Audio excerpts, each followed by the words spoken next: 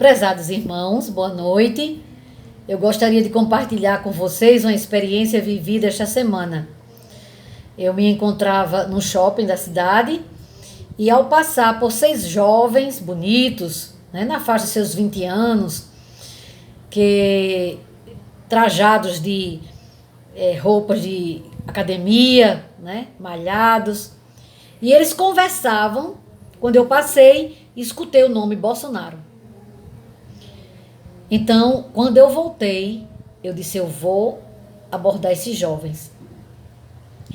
E o fiz. E eu perguntei, vocês falavam de política? Ai, sim. Eu disse, eu posso fazer algumas perguntas a vocês? Pois não, senhora. Eu disse, vocês conhecem, vocês sabem o que é ursal? Todos balançaram a cabeça, não. Eu continuei. Vocês já ouviram falar em Foro de São Paulo? Não, senhora. Vocês já ouviram falar no filósofo italiano, ateu, comunista, Antonio Gramsci? Não, senhora. Vocês já ouviram falar... Eu comecei a fazer perguntas a respeito de alguns assuntos importantes sobre nova ordem mundial. Eu perguntei se eles conheciam, já tinham escutado falar sobre a Agenda 2030, sobre o marxismo cultural. E eles demonstravam que não conheciam nada do assunto. Aí, um dos rapazes, muito bonitinho, disse, é porque Bolsonaro não tem postura para representar o Brasil, não sei o quê. Eu disse, meu filho, ser massacrado, caluniado, debochado, humilhado, todos os dias, manhã, tarde e noite, você acha que uma pessoa suporta ficar no estado sereno?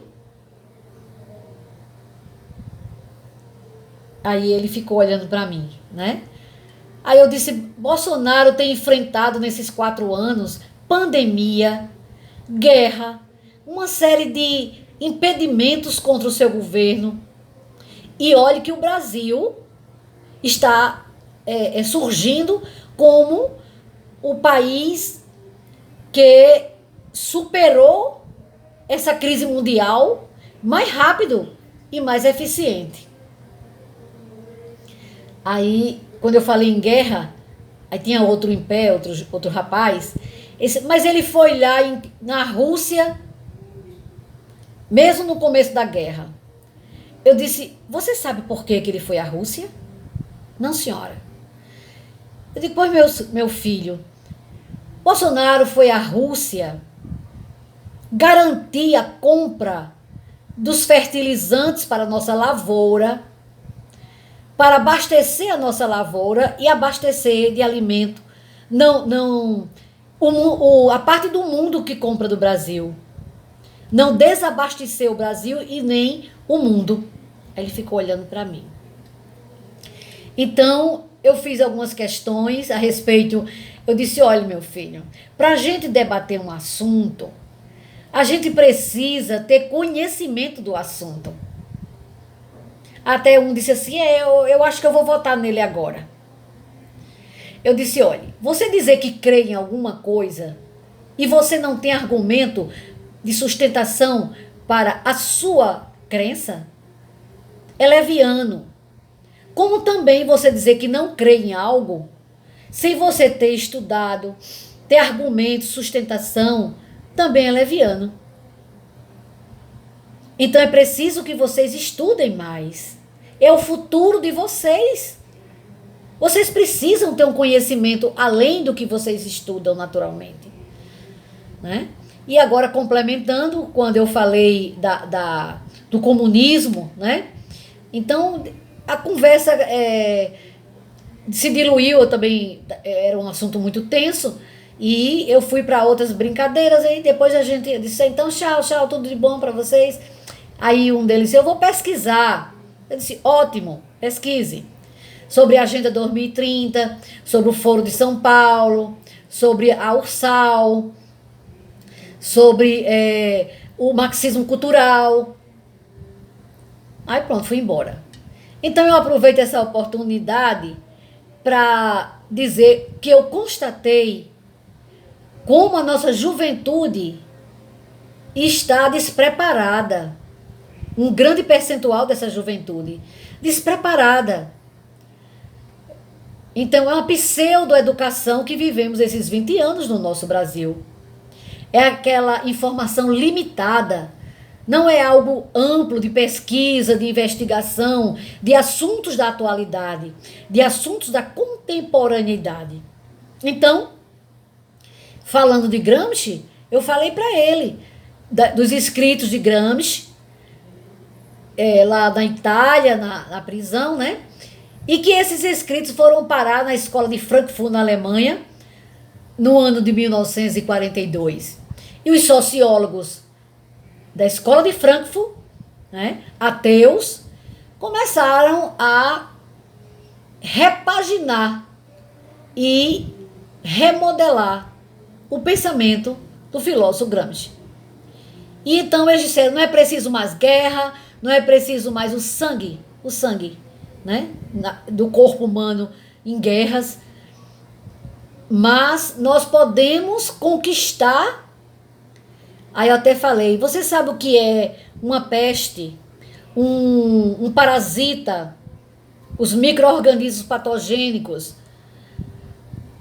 e no caso do reino vegetal, quando eles se infiltram na raiz de um vegetal, por mais pungente que ele seja, ele vai corroendo por dentro. Foi o que o marxismo cultural, implantado sorrateiramente aqui no Brasil, vem acontecendo há 20 anos. O relativismo dos valores inegociáveis, que são os valores éticos e morais cristãos. Então, aí eu também perguntei, vocês leram o Estatuto do PT? A cartilha de guerrilha do Marighella?